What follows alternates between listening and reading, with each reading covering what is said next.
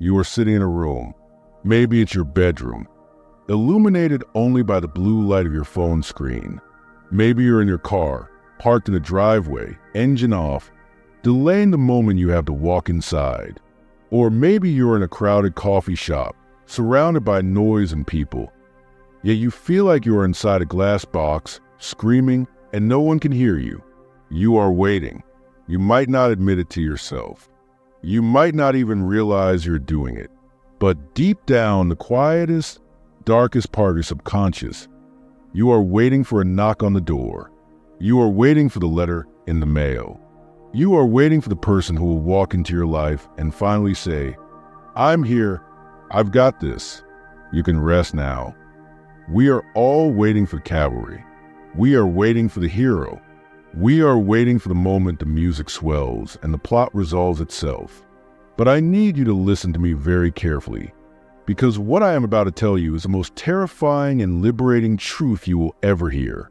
The cavalry isn't coming. The hero isn't coming. Nobody is coming to save you. It sounds harsh, doesn't it?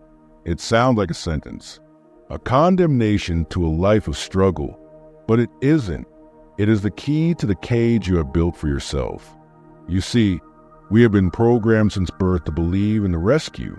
It is woven into the DNA of our culture. Think about the fairy tales you were read as a child.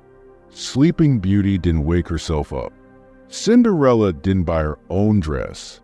They waited, they endured, and their patience was rewarded by an external force that fixed everything.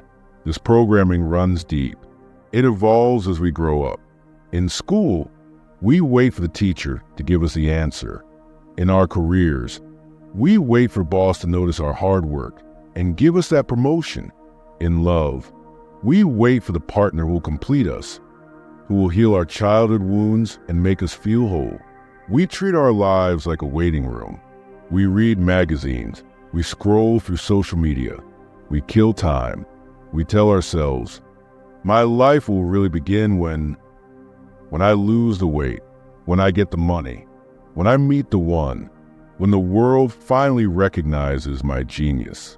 But life is not a rehearsal, and the world is not a fair judge. The world is indifferent.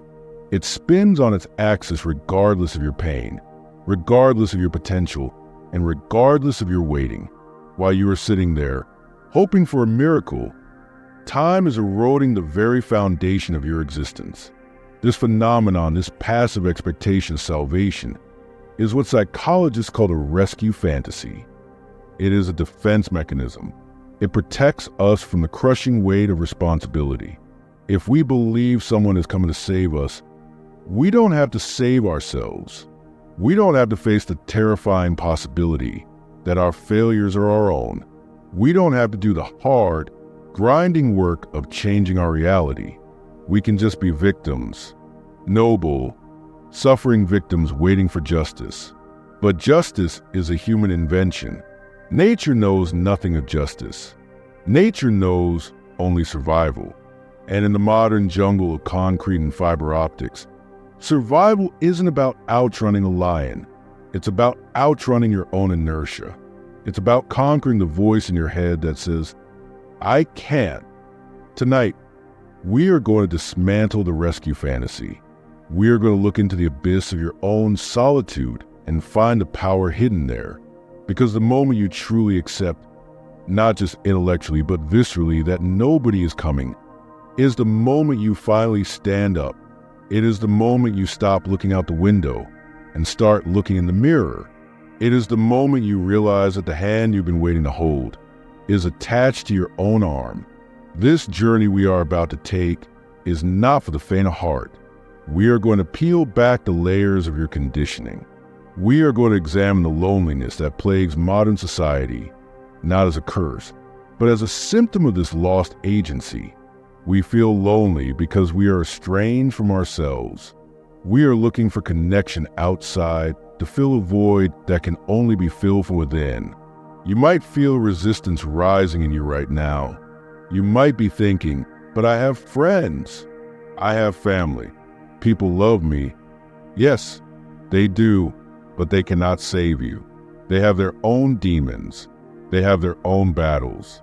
To expect them to carry your burden is not love. It is parasitism. No one can live your life for you. No one can breathe for you. No one can die for you. So, let's begin the autopsy of your expectations. Let's look at why you feel stuck. Let's look at the psychology of the safety net.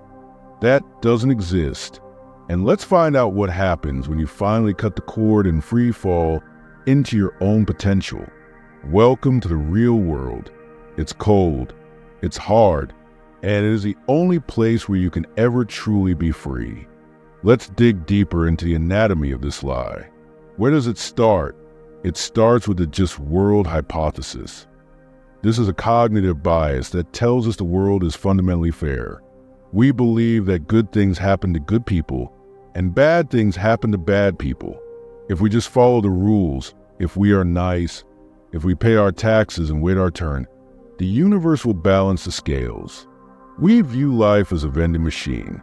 We put in the coin of being good, and we expect a candy bar of happiness to drop out. But sometimes the machine eats your quarter. Sometimes the candy bar gets stuck. And sometimes the machine falls over and crushes you. When this happens, when the tragedy strikes, the layoff, the breakup, the illness, we are not just hurt, we are offended. We look up at the sky and scream, "This isn't fair." We feel betrayed by the contract we sign with the universe. But here's the brutal truth. The universe never signed that contract. You signed it with yourself. This belief in a just world keeps us passive. It keeps us in a state of suspended animation. We think if we just endure the suffering long enough, the reward must come. It's the logic of a gambler who's lost every hand all night, but keeps playing because I'm due for a win. You are not due for anything. The universe owes you nothing. This realization is the first step in emotional survival. You have to tear up the contract. You have to stop expecting a refund on your pain. Now, look at how this plays out in your relationships. This is where the nobody is coming to save you doctrine hits the hardest. How many of us enter relationships not as partners, but as patients? We are looking for a nurse. We are looking for a therapist. We are looking for a parent. We present our broken pieces to our lovers and say, "Fix this." We call it romance. We say things like, "You complete me," but that isn't romance. That is codependency disguised as poetry. When you expect your partner to save you from your own loneliness, your own insecurity, or your own boredom, you are setting the relationship up for a catastrophic failure. You are placing a weight on their shoulders that no human being can carry. And when they inevitably stumble, when they can't make you happy every second of every day, you resent them. You feel betrayed. You were supposed to save me. Your subconscious whispers. You were supposed to make the bad feelings go away. But they can't, because the bad feelings are yours. They are generated by your own mind, your own history, your own chemistry. Trying to use another person to fix your internal state is like trying to use a Band-Aid to fix a broken engine. It doesn't address the problem.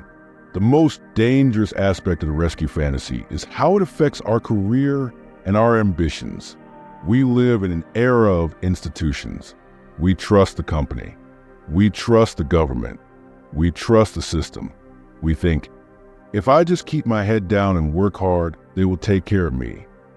Look around you. Look at the layoffs. Look at the pension funds drying up. Look at the people who gave 40 years of their lives to a corporation only to be let go via Zoom call. The corporate ladder is not a safety net. It is a greased pole. The entity you work for does not love you. It cannot love you. It is a machine designed to generate profit.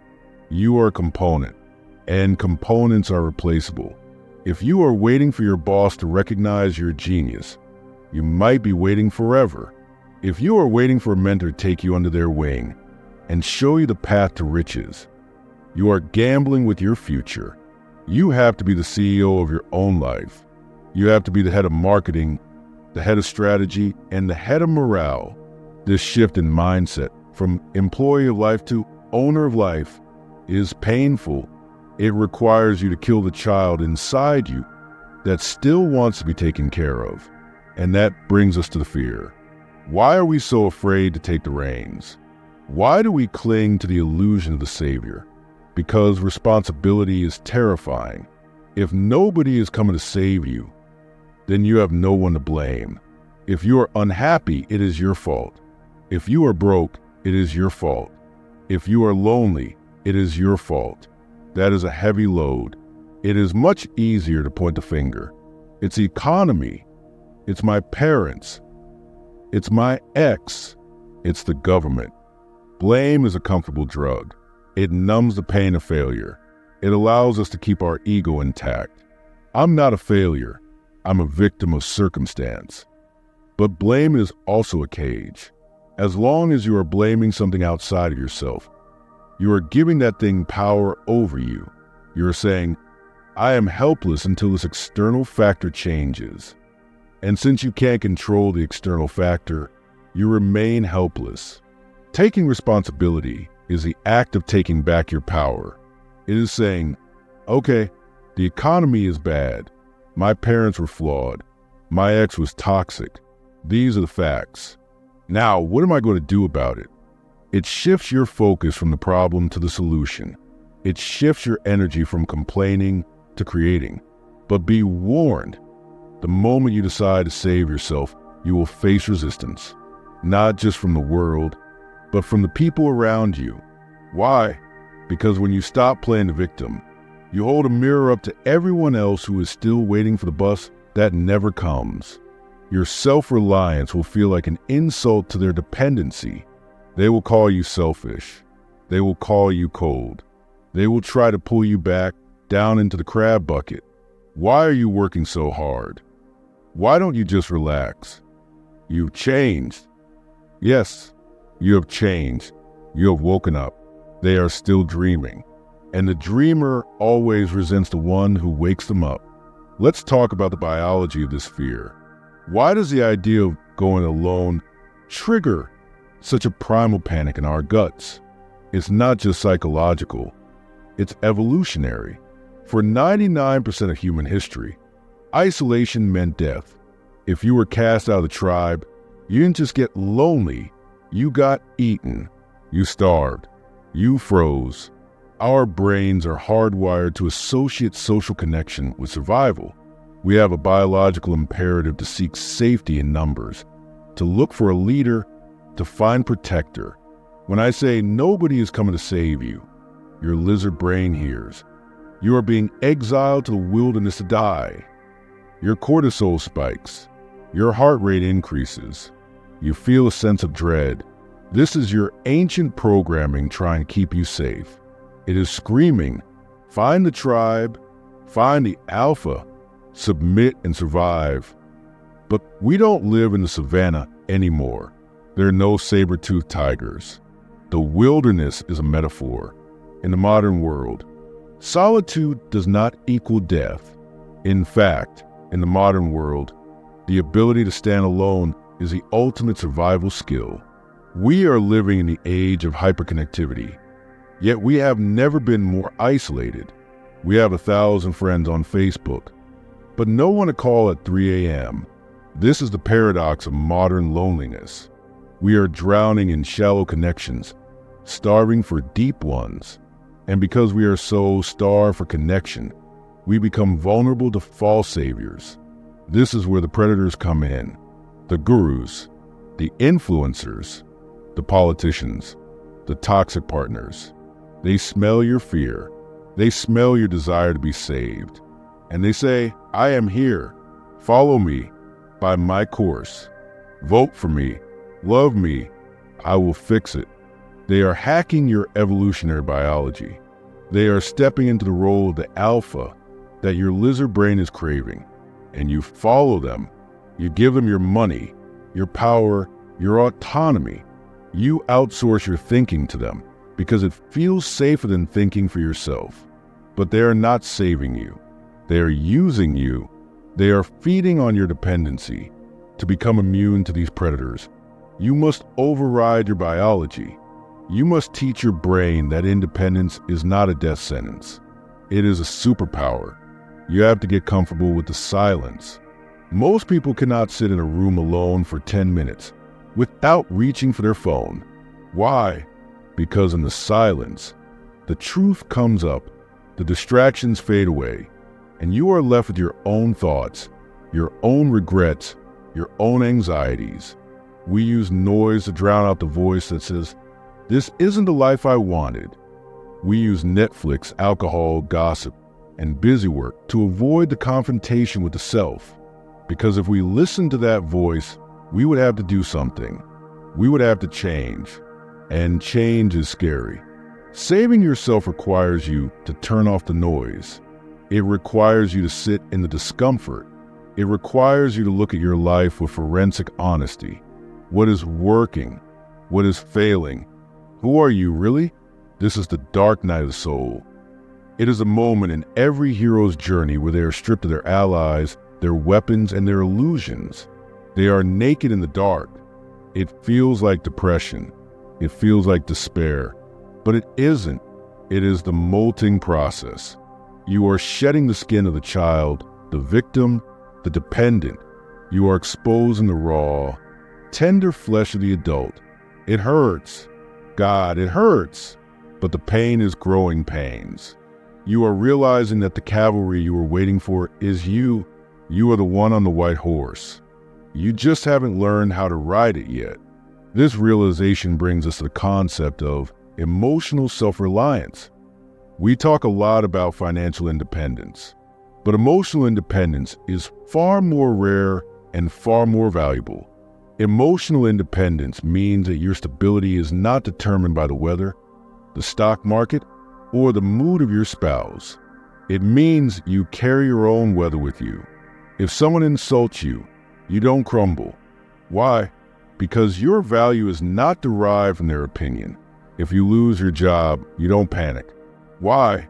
Because your identity is not tied to your title. If you are alone on a Friday night, you don't feel like a loser. Why? Because you enjoy your own company. You become a fortress. The world can throw rocks at the walls, storm the gates, and set fire to the moat. But inside, in the throne room of your mind, there is peace. This is the Stoic ideal. It is the ability to separate events from your reaction to events. Men are not disturbed by things, but by the view which they take of them. Epictetus. Saving yourself is about controlling the view. It is about mastering the narrative in your head. When you stop waiting for a savior, you stop being a character in someone else's story. You become the author of your own. And the first chapter of that new story starts with a single, boring, unsexy word: discipline. Let's dismantle the Hollywood version of change. In the movies, the protagonist hits rock bottom. Then there's a montage. Inspiring music plays. They run upstairs. They read books at warp speed. They clean their apartment. And in 3 minutes of screen time, they are transformed. Real life is no montage. Real life is the Tuesday morning when it's raining and you're tired and your bed is warm and you have to get up and go to the gym anyway. Real life is eating the salad when you want the pizza. Real life is saving the dollar when you want a gadget. Saving yourself is not a cinematic event. It is a grind. It is the accumulation of thousands of tiny, invisible decisions.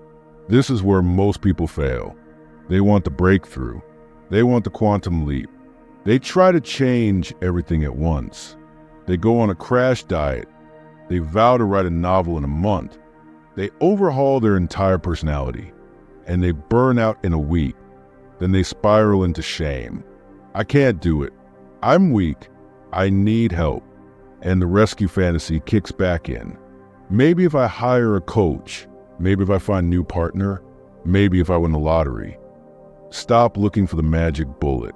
There is no magic bullet. There is only lead.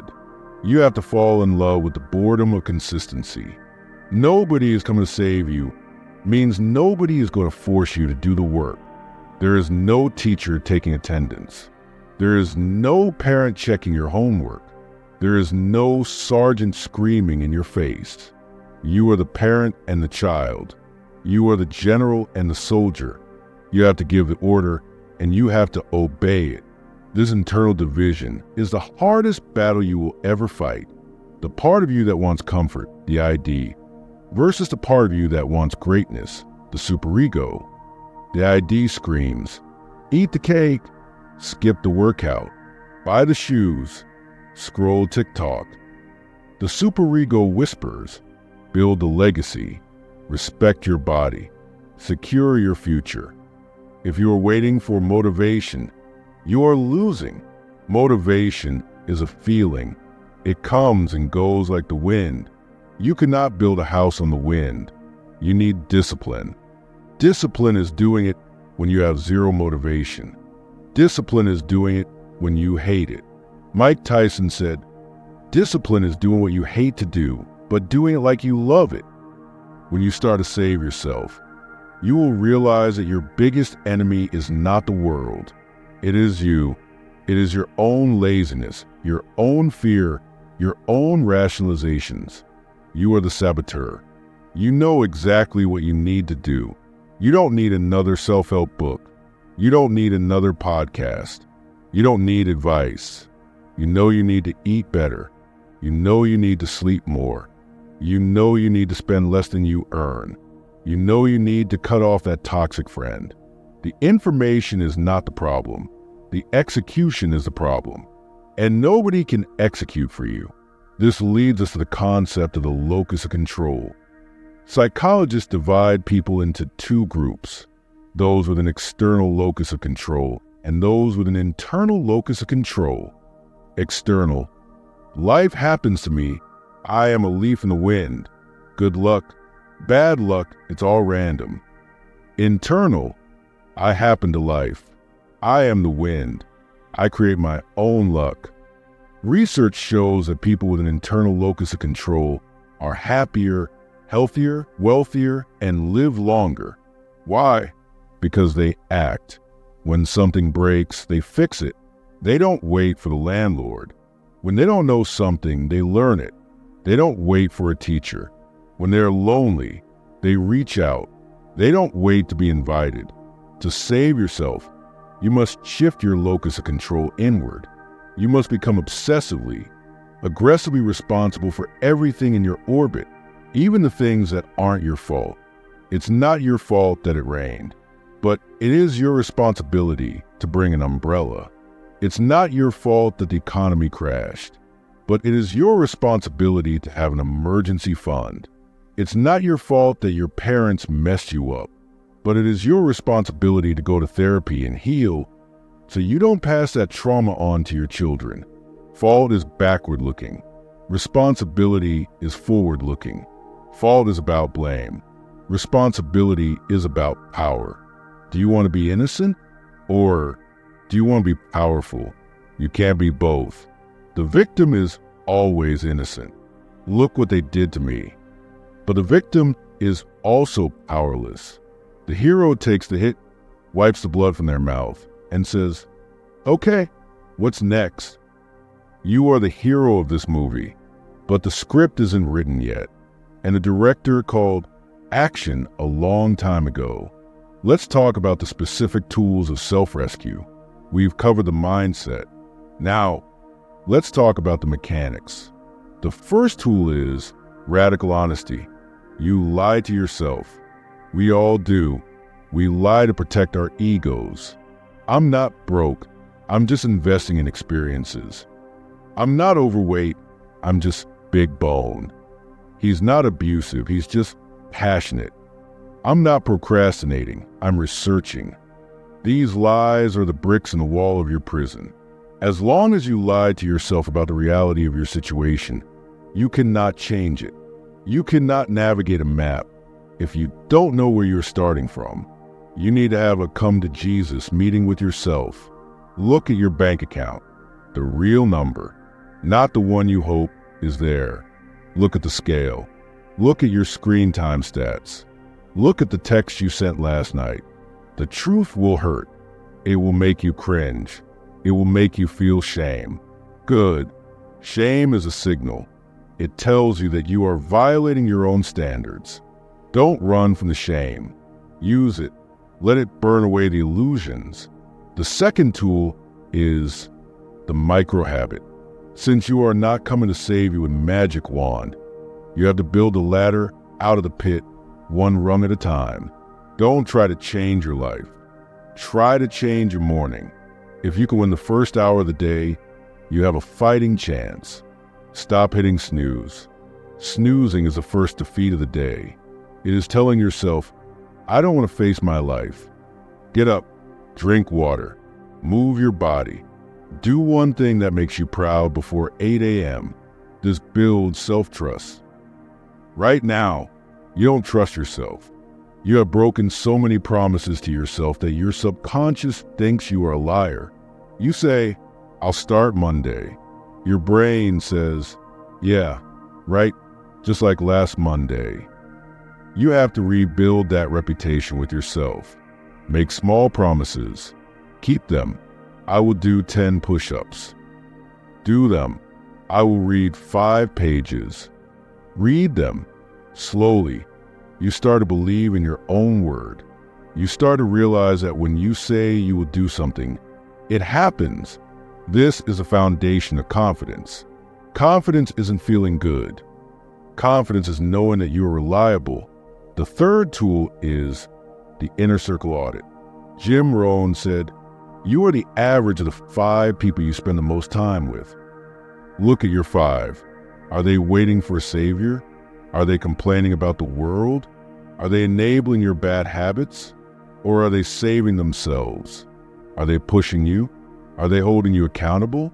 If you are the smartest, most ambitious person in the room, you are in the wrong room.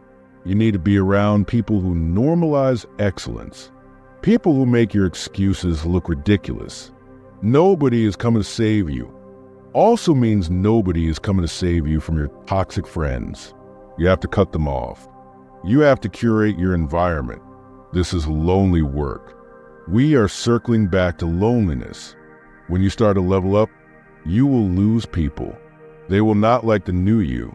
The new you is a mirror reflecting their stagnation. They will try to sabotage you. You think you're better than us? You have to be willing to walk alone for a while. The eagle flies alone. The pigeon flocks.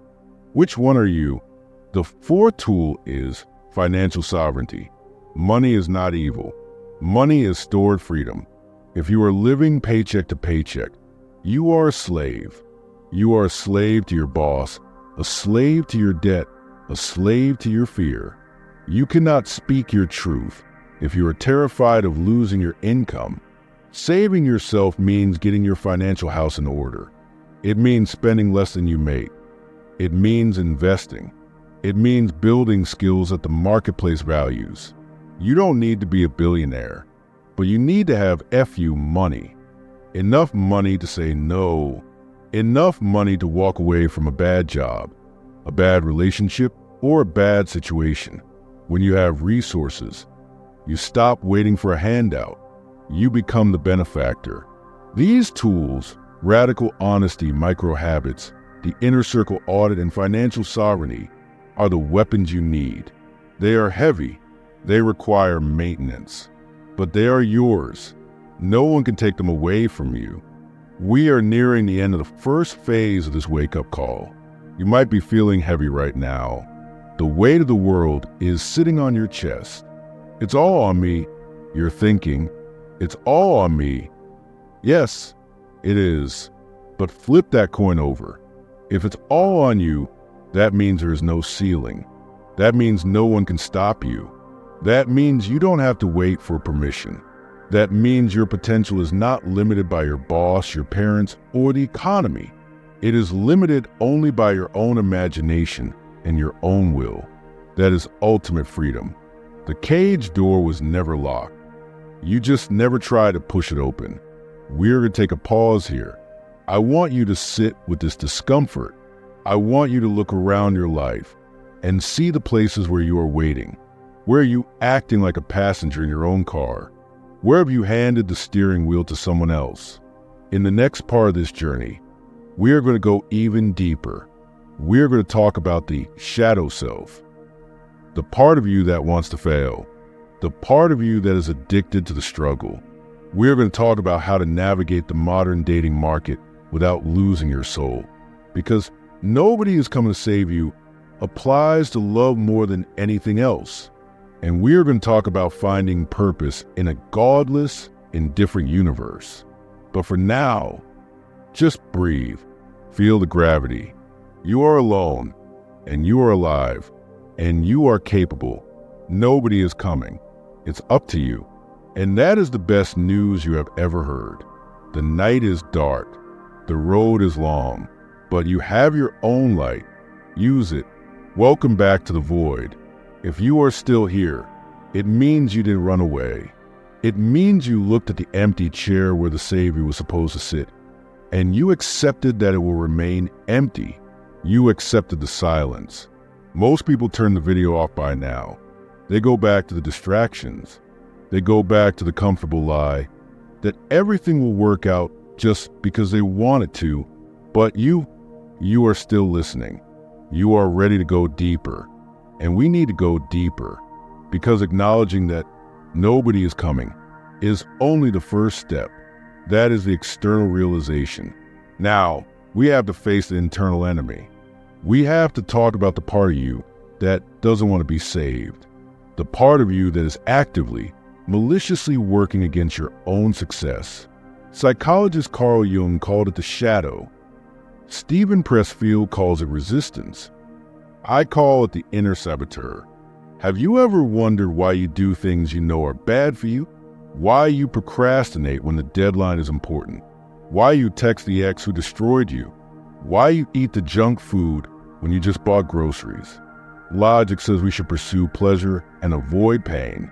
But human beings are not logical. We are psychological. And psychologically, there is something we crave more than happiness. We crave familiarity. If your baseline state is chaos, peace feels terrifying. If your baseline state is failure, success feels like an imposter. If you grew up in a house where love was volatile, a stable partner feels boring.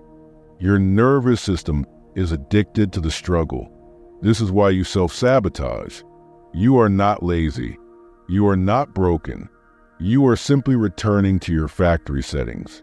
You are pulling yourself back to the temperature you are used to. Nobody is coming to save you also means nobody is coming to save you from yourself. You have to act as your own exorcist. You have to identify the shadow. When you feel that urge to blow up your life, to quit the job, to pick the fight, to sleep in, you have to recognize it not as who you are, but as a biological program running a script of mediocrity. The shadow wants you to stay small, because small is safe. If you try to be great, you might fail. You might be ridiculed. You might be rejected. The shadow protects you from that risk by keeping you in the pit. Stay down here. It whispers. It's warm. It's dark. Nobody expects anything from you. Saving yourself means declaring war on this voice. It means doing the thing that feels wrong to your trauma brain because it is right for your future self. It means accepting that success will feel uncomfortable at first. It will feel like wearing a suit that is too tight. It will feel like speaking a language you don't know. You have to be willing to lose your old identity to find your new one. You have to kill the version of you that is addicted to being a victim. And this is where it gets truly dark, because being a victim has benefits. We don't like to admit this. We like to think we hate suffering, but we get a payoff from it. When you are a victim, you get sympathy. When you are a victim, you don't have to try. When you are a victim, you have the moral high ground. Look how much I hurt. I am noble in my pain. If you save yourself, you lose that. You lose the excuse. You lose the pity. You become just another person in the arena, fighting, sweating, bleeding, with no guarantee of applause. Are you ready to give up the luxury of pity? Are you ready to be judged on your results, not your intentions? That is the price of admission. Now, let's apply this brew philosophy to the one area where we are most desperate for a savior: love. Modern romance is a disaster zone of rescue fantasies. We've been fed a diet of Hollywood movies and pop songs that tell us love is all you need. We are told that two halves make a whole. That is a lie. Two halves do not make a whole. Two halves make a broken fractions equation. If you enter a relationship looking to be completed, you are a parasite. You are looking for a host. You are looking for someone to carry your baggage, manage your emotions, and validate your existence. And you know what attracts parasites? Predators. When you radiate the energy of, I need saving, you attract narcissists. You attract controllers. You attract people who want to own you, not love you. They see your hole, and they plug it with their own ego. It feels like love at first. Oh, they take care of me. They make decisions for me. But soon, the care becomes a cage. The guidance becomes control. And because you outsource your agency to them, you cannot leave. Nobody is coming to save you. Means you must be a whole person before you invite someone else into your life. You must be your own financial plan. You must be your own emotional support dog. You must be your own source of entertainment. When you do this, the dynamic of dating flips. You are no longer begging for scraps. You are no longer auditing people to see if they can fix you. You are auditing them to see if they are worthy of joining your already great life. You stop looking for a savior and start looking for a partner. A partner is someone who runs alongside you, not someone who carries you. A partner is someone who has their own oxygen mask on. This is the concept of interdependence versus codependence. Codependence: I cannot survive without you. Interdependence: I can survive without you, but I choose to build with you. But there is another trap in modern dating, the trap of potential. How many of you are in love with someone's potential? You see who they could be. You see the book they could write, the business they could start, the kindness they could show. If only they got their act together. You think, I can save them. This is the rescue fantasy in reverse. You want to be the hero. You want to be the one who turns the beast into the prince. Stop it. You cannot save people. You can only love them. And you have to love them as they are right now, today. If they never change, would you still want them? If the answer is no, you are not in a relationship. You are in a project. And people resent being projects. Nobody is coming to save you applies to them. 2, they have to save themselves. You can offer water. You can offer a map. But you cannot walk the path for them. If you try to carry them, you will both collapse. Let them walk. Let them fall. Let them figure it out. That is the most respectful thing you can do.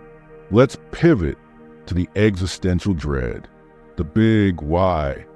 If nobody is coming, if the universe doesn't care, if we are just biological accidents on a floating rock, then what is the point? Why bother working hard? Why bother being good? Why not just give up and embrace the nihilism? Nothing matters. This phrase can be a black hole. It can suck the life out of you. But if you flip it, it can be the source of ultimate freedom. If nothing matters inherently, that means you get to decide what matters.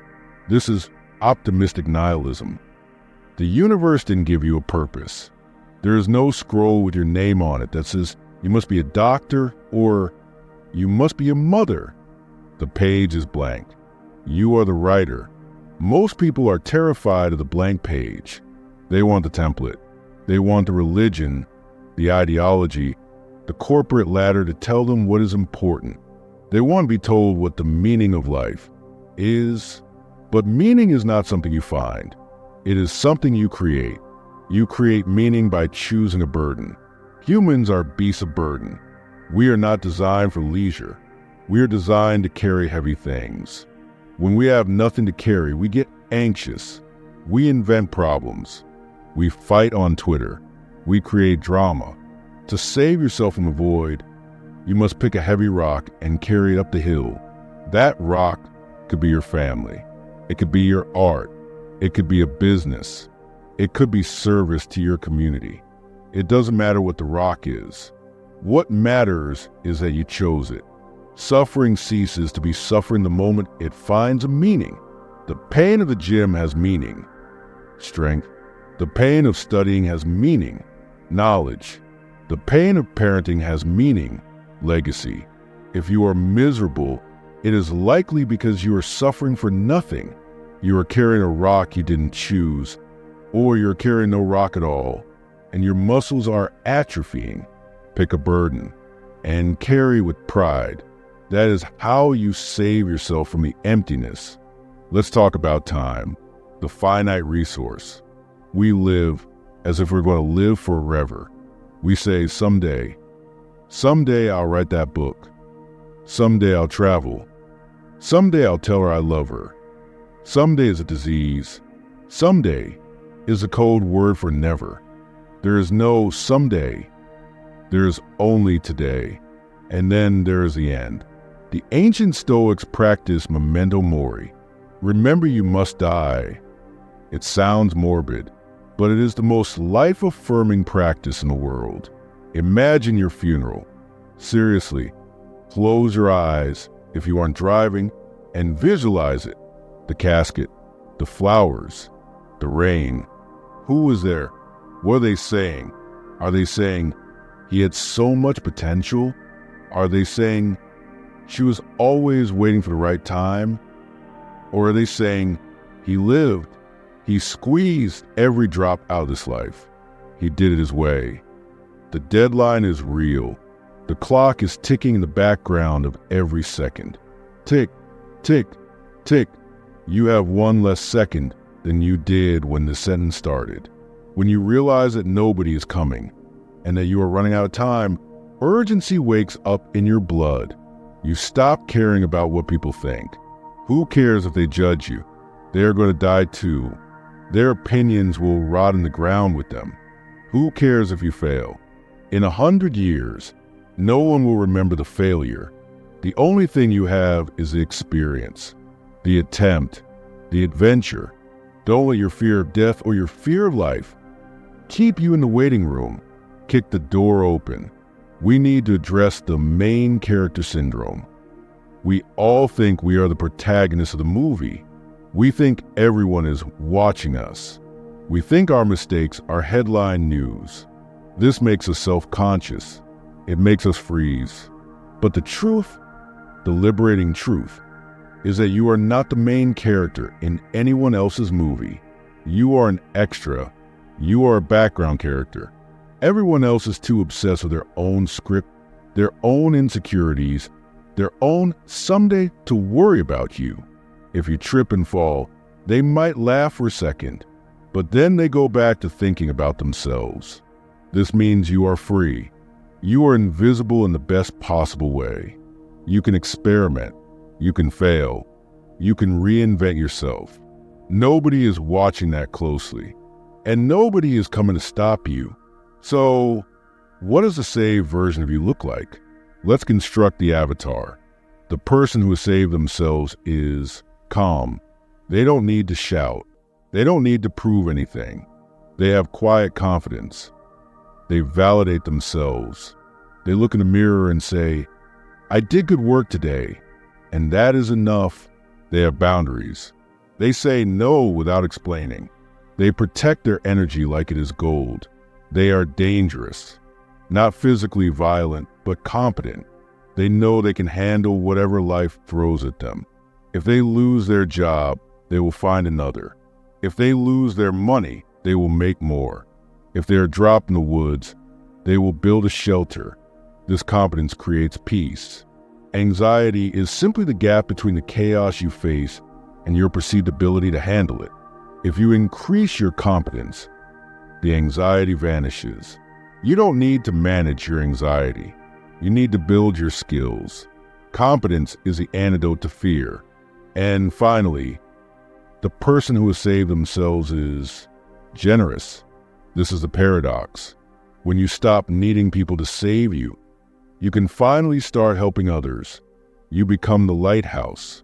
You are no longer drowning, grabbing at other swimmers, pulling them down. You are standing on the rock. You are solid, and because you are solid, you can reach out a hand and say, "Grab on. I've got you." This is the ultimate goal, not just to survive, but to become a force of nature that stabilizes the world around you, to become the person you were waiting for, to become the parent you never had, to become the leader you wished you followed. You become the hero, not the hero in a cape, but the hero in the kitchen making healthy food, the hero in the office doing the hard work, the hero in the mirror looking back with respect. We are at the end of the line. The transmission is closing. You have heard the hard truths. You know the math. You know the psychology. But information is not transformation. You can listen to this audio for 10 hours. You can nod your head. You can say, "Wow, that's deep." And then you can go back to sleep. You can open Instagram. You can eat the sugar. You can text the ex. You can go back to waiting. Or you can make a decision. A decision is not a thought. A decision is an action. The word decision comes from the Latin decidere, to cut off. It means cutting off all other options. Cutting off the option of being a victim. Cutting off the option of waiting. Tonight, right now, you can decide, I am the cavalry. It will not be easy. Tomorrow morning, the alarm will go off, and it will be cold, and you will be tired, and the shadow will whisper, "Just 5 more minutes. Someone else will do it. It's not fair." But you will remember this moment. You will remember that the cavalry isn't coming, and you'll put your feet on the floor, and you will stand up, because you are the only one who can. Look at your hands. Open them. Close them. These are the tools. This is the team. This is the rescue party. Use them. The world is indifferent to your suffering, but it is malleable to your will. Push against it, and it will move. You are powerful beyond measure, but you have been sleeping. Wake up. The waiting room is closed. The show has started, and you have a lead role to play. Don't let us down.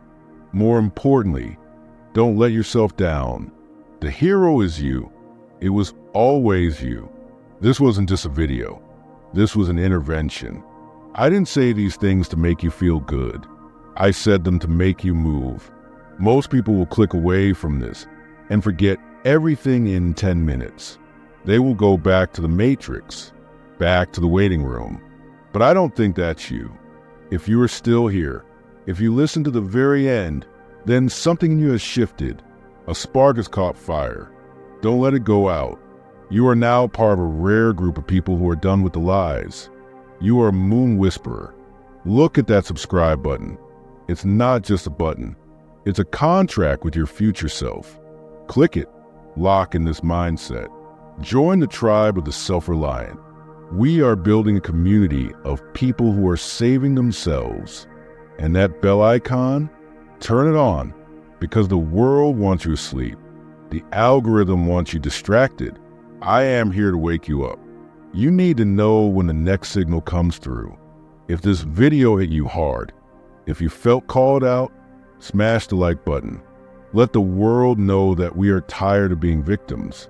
Let the algorithm know that we want strength, not comfort. I have one final challenge for you. A promise to yourself. Go to the comments right now. Don't think about it. Just type, "I am coming to you, save myself." Write it down. Make it real. Let the world see your declaration. I will be reading them. I will be witnessing your oath. I'm your friend. And remember, no one is coming. And that is the best news you have ever heard. Get up, get moving, and go save your damn life.